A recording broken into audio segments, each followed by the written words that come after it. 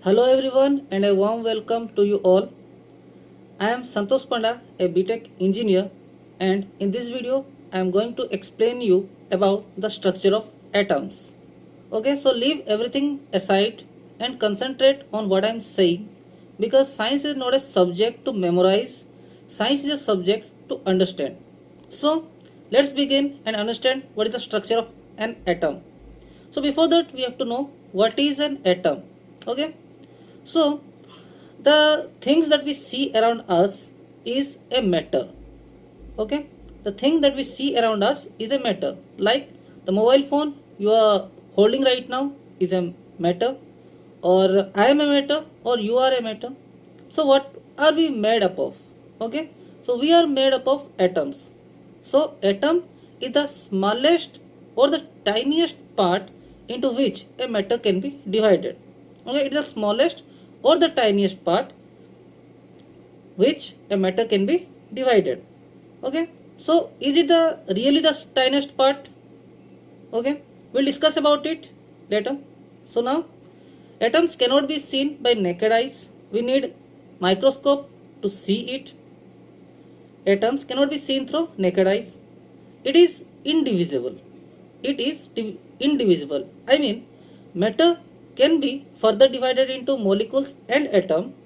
A matter can be divided into molecules and atoms, but an atom cannot be further divisible. So basically we can say atoms are the building blocks of the chemistry. Atoms are the building blocks. Okay, but is what I said right now is completely true? We'll discuss about it. So what happened? The first person, the first scientist who discovered or who gave the concept of atom was John Dalton. So according to John Dalton, what is said, all matter, all matter are made of small tiny parts called as atoms. He said that. Then he said atoms cannot be further divided. Then he said atoms of a specific element, atoms of a specific element have the same mass number. And mass number means what? The weight. The weight of proton and neutron combined together resembles the mass number.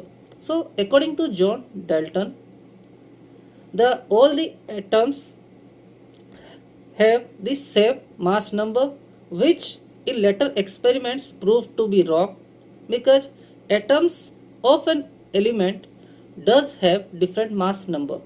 Okay, we'll discuss about it, that who discovered what.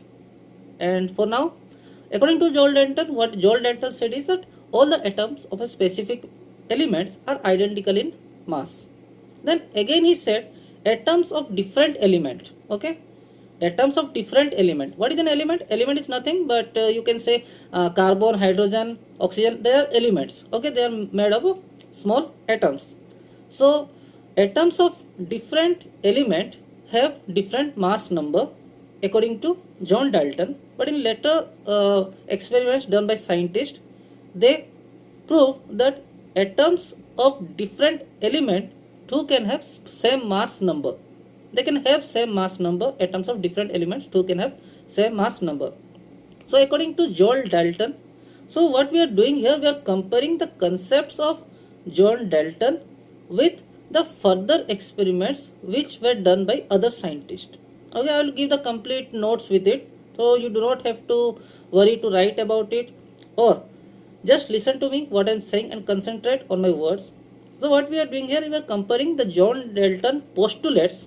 Postulates means which are based on theory, okay, which are accepted till that time, they are known as postulates. So according to John Dalton postulates, atoms can neither be created nor be destroyed. Furthermore, atoms cannot be divided into smaller parts. But in later experiments done by different scientists, they prove that atom consists of small tiny particles known as electron, proton and neutron. Okay.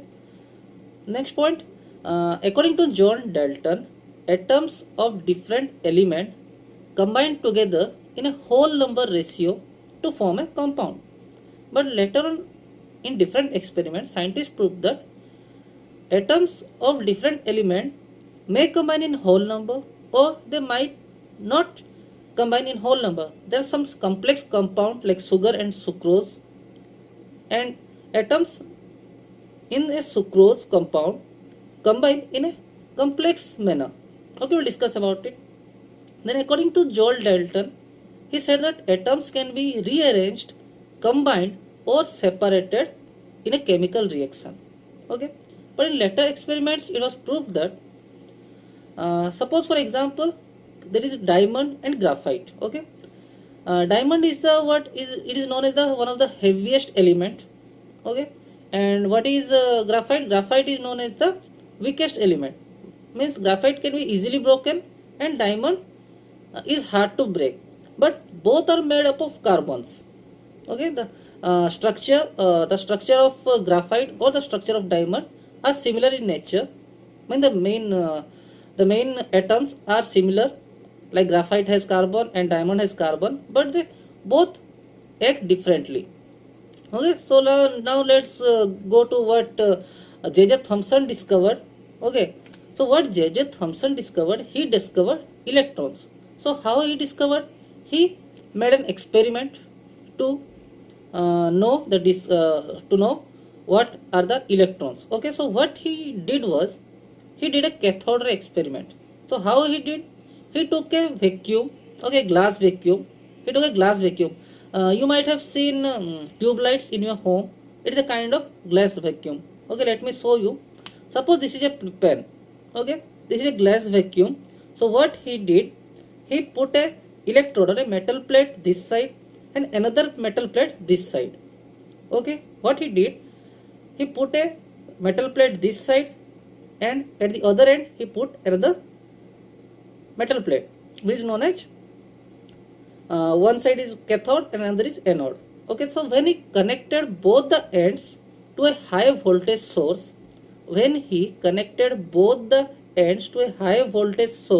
what he saw was some small tiny particles started moving from cathode to anode. So what he saw was small tiny particles started moving from this part of metal plate to that part of metal plate, from cathode to anode. So in the meantime he discovered that those small tiny particles are electrons. Electrons are negative in nature, their mass is negligible.